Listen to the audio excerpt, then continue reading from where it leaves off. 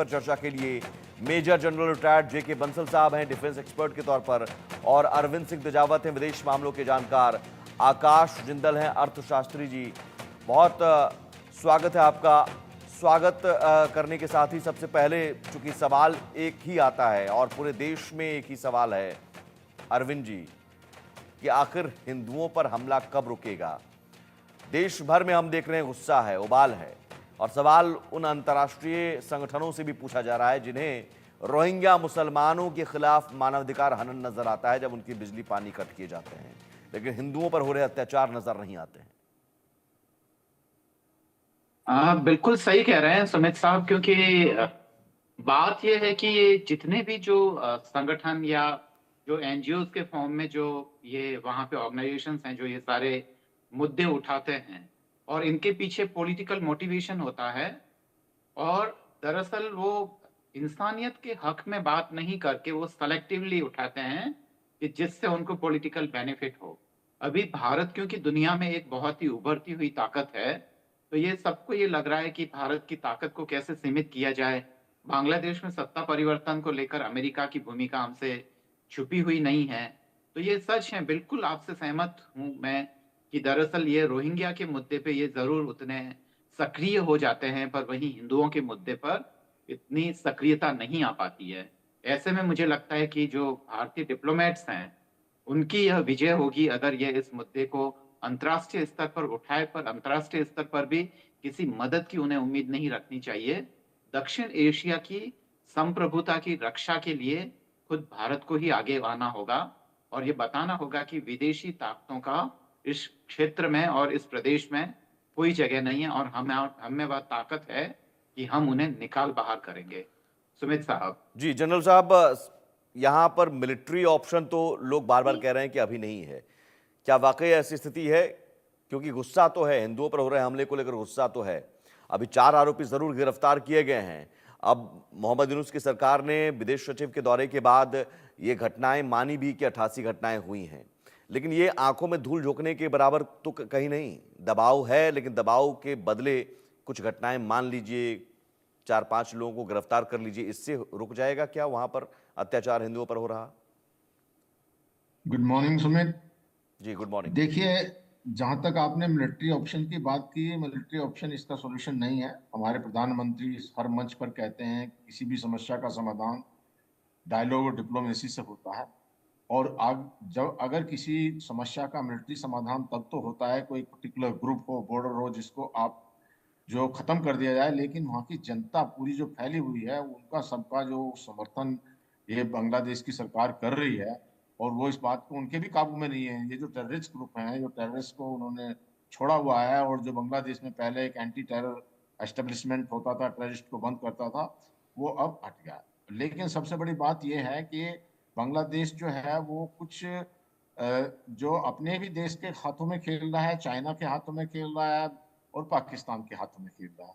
China का तो interest ये रहता है कि अपना कब्जा करो, इंडेट करो। अभी उनको वो कुछ एयरक्राफ्ट भेज रहे हैं जिसमें वो 10C जो एयरक्राफ्ट दे रहे हैं, उधर से एक जो चाइना और उसका बना हुआ है JC-15 उसको बेच रहे हैं। तो इस तरह से वो डेट ट्रैप में फंसा रहे हैं।